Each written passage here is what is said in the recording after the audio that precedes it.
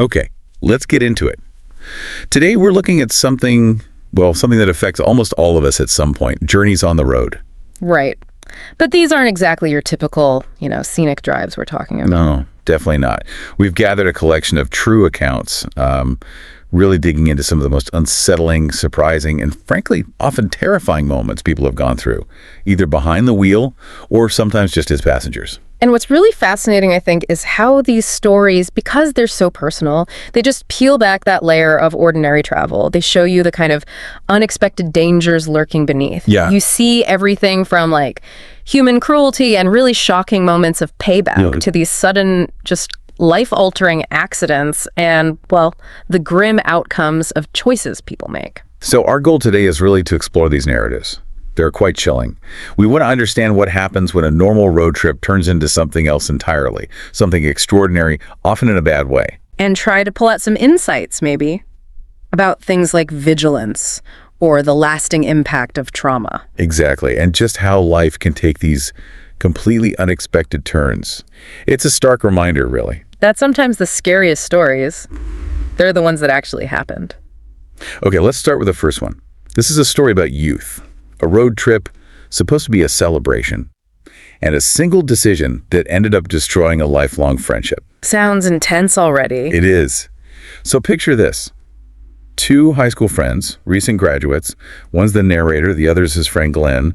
Glenn's got a brand new convertible Mustang. They're heading cross-country to Las Vegas. The post-graduation trip. Exactly. Full of excitement. They've got a radar detector flooring it, averaging 100 miles per hour. Just want to get there fast. I've been there, maybe not that fast, but I get the feeling. Right. So they spend a week in Vegas, blow all their money, totally exhausted, and just want to get home. But the return trip, that's where things go wrong. They're not even halfway home. See a hitchhiker. The narrator says he wouldn't have stopped. But Glenn thinks it'll be funny. He pulls over near the guy. And just as man gets close, thinking he's getting a ride, Glenn slams on the gas, blasts him with rocks, dirt, everything. Just peels out laughing. That's not funny. That's just cruel. Cruel is the word. But it doesn't even end there. Less than a mile later, the car's running on fumes. They have to pull into a gas station. Okay, so the consequence is immediate, almost. Pretty much. The narrator goes inside to pay, looks out the window, and sees the hitchhiker. The same guy. And he is running towards their car, absolutely enraged. He yells at Glenn, who's still in the driver's seat, just watching the guy approach in the rearview mirror. Glenn's sort of slowly pulling the car forward, still taunting him. He's still taunting him after what he did. Yep. The narrator's yelling, "Stop, just go." Glenn's apparently laughing. But that laugh stops dead when the hitchhiker gets right up to the car, pulls out a gun, and starts shooting. Shooting at the car. Firing multiple shots. Glenn finally floors it. They get away, but the Mustang is shot up. And that prank, that joke, it didn't just damage the car. It completely destroyed their friendship since childhood. Wow. The narrator said he could never look at Glenn the same way. Saw this cruel streak, and Glenn couldn't even apologize for, in the narrator's words, the carnage he created. That is, such a visceral outcome. You mentioned how quickly things can spiral. What's the core thing we see here? What do you... Well, you've really hit on it. It's a perfect, if terrible, example of how a seemingly small act of just meanness, antagonism, it can set off this chain reaction of aggression. Psychologists sometimes talk about escalation of commitment, right? You make one bad choice, then another trying to justify it or just refusing to back down. And the results can be catastrophic. It makes you ask, how fast can disrespect turn into real danger? And what does it show about someone's character when they face the consequences? Like you said, it wasn't just the prank. It was Glenn's reaction after, that refusal to see the harm. That's what truly broke the trust. That makes sense. It's the lack of remorse. Oh. Okay, our next story shifts gears quite a bit. We go from the open road into a prison cell. This is where a really chilling confession happens. Okay. The narrator is doing time in a Texas prison. Gets a new cellmate, described as quiet, kind of heavyset. Days go by, total silence. Then out of the blue, the cellmate speaks. First asks the narrator what he's in for, then just drops this bombshell. I've killed multiple men in my life, but I like killing pedos the most. Whoa. Okay, that's quite an opening line. Right. Then the cellmate tells his own story. From back in 1972, he was 16, kicked out of his house, hitchhiking across Texas.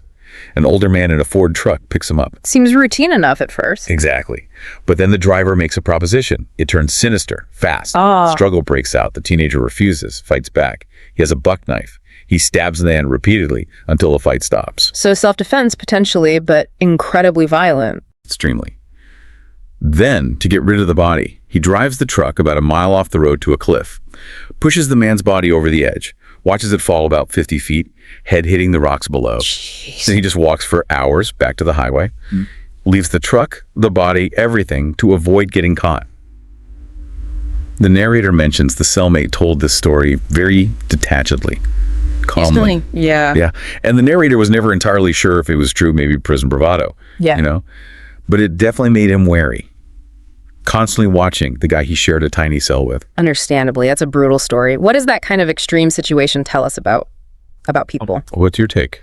Well, it really highlights the raw, desperate nature of survival sometimes. And the moral gray areas, they become huge in situations like that. It shows how these primal instincts can just take over when someone's pushed to the absolute edge. Yeah. It makes you question those moral lines, doesn't it? Where does victim end and perpetrator begin when survival is on the line? And how do experiences like that just fundamentally change a person? It's a really stark reminder that, everyone has a past, often hidden, and appearances can be incredibly deceiving. Definitely. Okay, let's shift again, this next one. It moves away from direct human malice, like the first two stories. Yeah. And more towards just sudden, devastating accidents, the kind that change a family forever. Okay. It starts out idyllic. Summer road trip, 1982. A family mom, dad, the narrator, who was young, and his 7-year-old little brother. They're driving from Phoenix to a dude ranch in Wyoming. Everyone's excited. Sounds like a classic family vacation start. Totally. But that middle of nowhere, about an hour before sunset. Flat tire. Dad starts changing it. Mom sends the 7-year-old brother outside to help Dad. Keep him company, maybe. Okay, seems normal enough. The narrator, inside the car, drifts off to sleep. His very last memory before waking up is seeing his little brother kicking at something near a barbed wire fence by the side of the road. Uh-oh. I have a bad feeling about this. Yeah. He wakes up. He's on the floor of the back seat, face down. He's in pain. He hears his mom moaning, looks up, windshield shattered. Mom's injured. He looks outside, sees his dad sprawled on the gravel shoulder. Looks like he's asleep, but he's not responding. Oh my God. Then he sees the back of their station wagon. It's just destroyed, pushed like 10 yards away from the rest of the car. And nearby, there's a black Camaro smashed into a fence pole. The door's open, empty, hit and run. Yo. The full horror hits when his mom starts screaming. She's holding his little brother. The brother is dead, hit by the Camaro. Oh, that's unbearable. His dad is severely injured too. Punctured lung, brain swelling. He survived, but The guilt. it consumed both parents. The dad blamed himself for telling the boy to go play outside near the road. The mom, well, they eventually divorced. She left, leaving the narrator with his dad. Hints of unspoken blame, maybe. That is utterly heartbreaking. The layers of tragedy there. Decades later, the narrator says some wounds just never heal. How does a family even begin to process something like that? Especially with all that guilt mixed in. It's almost impossible to imagine. This story just slams home how quickly normalcy can be shattered, absolutely gone in an instant. And it highlights those long-term invisible wounds. Grief is complex anyway, but when you add guilt, explicit or unspoken, it profoundly impacts relationships, how you see life, everything. It raises that incredibly difficult question. Faced with that kind of loss, how do people navigate not just the sorrow, but that shadow of what if or perceived responsibility? How does that guilt reshape their entire emotional world, potentially for decades? It's profound. Heady stuff. Okay, let's move to another kind of road story. This one is about urban danger, vulnerability, and again, a single encounter with lasting effects. Okay. This story comes from someone whose brother was a road manager for a band. They'd just finished a successful sold-out show in California. The brother, the manager, is given the night's cash payout to handle. A lot of responsibility and cash. Exactly. So he heads out back behind the club. It's dark, quiet parking area. He's going to stash the money in their van. As he gets to the passenger side door, key in hand, he feels something pressed into his back. Hard. Probably a gun. Oh, man. And here's this deep, calm voice. Don't move. Don't turn around. He knew immediately what was happening. Terrifying. He's shaking, obviously, but tries to stay calm. The voice tells him, pass the money over your shoulder. He gets the feeling there's more than one person, even though he can't see anyone else. He hands over the envelope with the cash. Just like that. The thief then tells him to count, slowly, to 200 or maybe 300 just to be safe, before moving. Threatens to shoot him if he turns around before then. So he's just standing there, counting, helpless. Exactly. Finally, he gets the courage to move. Turns around, they're gone. Vanished. He was furious, felt like a wimp, he said later. But his bandmates, their main concern was just that he was okay. The money was secondary. That's good, at least. Support from them. Yeah. Police weren't much help. Little hope of getting the money back. And that incident, along with other things happening with the band, kind of contributed to them eventually breaking up. Wow, so it had real long-term consequences beyond the immediate fear. Definitely. It's a stark reminder, isn't it? Yeah. How quickly a public space can feel very unsafe. What's the lesson here about staying safe in those kinds of environments? Yeah, this one is a really clear, sharp lesson in situational awareness and personal security, It just hammers home how critical it is to actually look at your surroundings. Pay attention, especially in places you don't know or areas that feel isolated, even if they're technically public. It begs that question, how vigilant do we really need to be, and are there practical things we can do to make ourselves less of a target? Right. The narrator mentioned his brother changed how he did things after that, became much more careful. His advice was basically, be vigilant, be aware of who's around you and what they're doing, trusting that gut feeling when something seems off.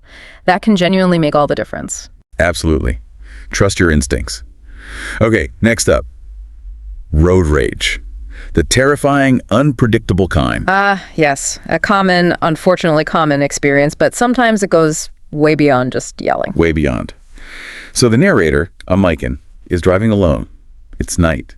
Quiet stretch of highway, maybe 5 miles, undeveloped. He comes up behind 2 cars. They're driving really slow, like side by side, blocking both lanes. Okay. Frustrating, but usually manageable. Right. He's in a bit of a hurry, so he gives a quick, polite honk, just a little tap, to the car in the passing lane, and it works. The car speeds up, moves over, he passes them, gives a little thank you wave maybe, floors it again, wants to get going. It's like the situation resolved itself. You'd think, but he doesn't get 20 feet down the road. When the car he just passed, the one that moved over, suddenly flips on its high beams, blinding him through his rearview mirror. What? Why? And then bam, rams him from behind, hard enough to almost make him lose control. Whoa. Okay, this is not normal road rage. This is an attack. Exactly. He realizes he's in serious trouble. Then he gets rammed again, much harder this time. His head snaps forward and back. Whiplash. This is terrifying. What did he do? His only thought was, get away. He floors it, puts his foot down, and just hopes his car is faster. Miraculously, it works. He starts pulling away, putting distance between him and the attacker. Thank goodness. The relief must have been immense when, up ahead, he sees flashing lights, blue and red, police car. He pulls over immediately. Damaged car, whiplash setting in. Clear evidence of what happened. But the driver who attacked him, never caught. Got away.